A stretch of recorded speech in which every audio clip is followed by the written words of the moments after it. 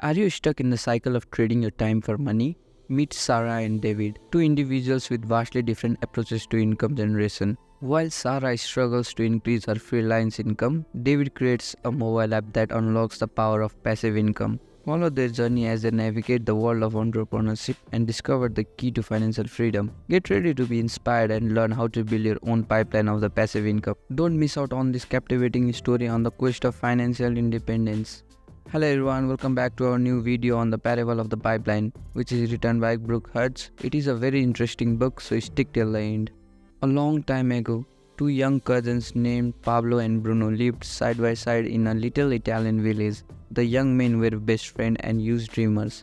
They would talk for hours about how they would one day become the richest men in the village.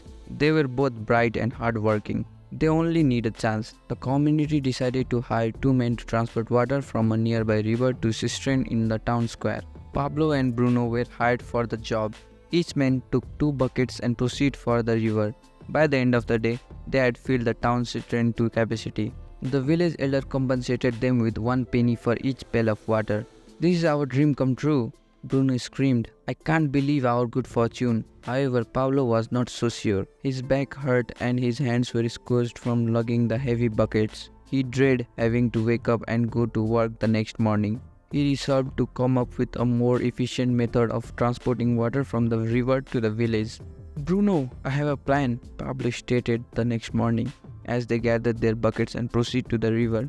"Instead of lugging buckets back and forth for pennies a day, let's build a pipeline from the village to the river." Bruno came to a complete stop. "A pipeline? Who has heard of such a thing?" Bruno let out a yell. "We have done an excellent job. Pablo, I can carry up to 100 buckets every day. A penny in a bucket equals a $1 per day. I'm wealthy. By the end of the week, I'll be able to buy a new pair of shoes. By the end of the month, you will have a cow. By the end of 6 months, I'll be able to buy a new hut. We receive weekends off and 2 weeks of paid vacation each year. We are prepared for life. Get out of here with your pipeline." But Pablo wasn't easily disheartened. He meticulously described the pipeline idea to his best friend. Pablo would spend half of the day carrying buckets and the rest of the day and weekends building his pipeline. He understood it would be hard work digging a ditch through the rocky dirt because he was paid by the bucket. He expected his income to decrease. He also realized it could be a year or two before his pipeline paid off. But Pablo believed in his dream, so he got to work. Bruno and the other villagers began teasing Pablo, calling him Pablo the Pipeline Man. Bruno was making nearly twice as much as Pablo.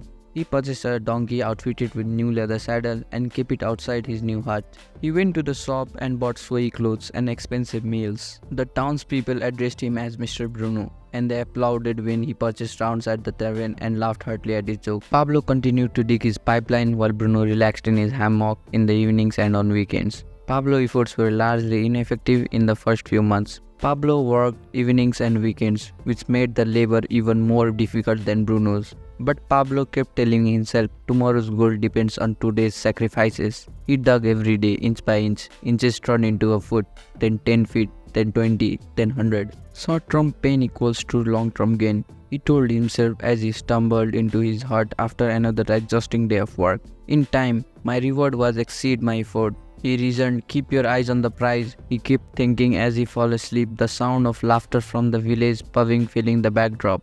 Over time, Pablo noticed that his pipeline was halfway done, making it easier to fill his buckets. He used this extra time to improve his pipeline. While resting, he watched his friend Bruno struggle with his buckets, feeling resentful and trapped into his routine. Despite the Pablo's completion of the pipeline, Bruno's situation got worse, leading him to isolate himself in the tavern. When the pipeline was finished, the village thrived, attracting new residents. With the pipeline functioning, Pablo no longer needed to carry buckets and his wealth grew. However, he recognized this wasn't a miracle, but just the beginning of his ambitious plan to build pipelines worldwide. Seeing Bruno suffer, Pablo offered him a business opportunity, and together they built a successful pipeline empire. Despite their success, many villagers remained spectacles of pipelines, clinging to the buckets carrying mentality. So, are you more like Bruno, who makes money by selling time for labor, or Pablo, who creates systems to generate passive income? If you are like most people, you are unlocked in the cycle of exchanging time for money, similarly to Bruno's bucket carrying strategy. The issue with this arrangement is that your income ends when you quit working. The concept of a secure job or a dream job is essential an illusion under the society. The danger arises in the fact that your revenue is only fleeting. For example, if Bruno woke up one day and was unable to work due to an injury, you will not get paid. The same is true for every employment, where revenue is directly proportional to the number of hours done. Once you stop working, your paychecks stop coming. Here is a real life story for you guys. Meet Sarah and David. Sarah works as a freelance graphic designer, taking on projects from various clients. She spends long hours each day completing assignments, often working late into the nights to meet deadlines.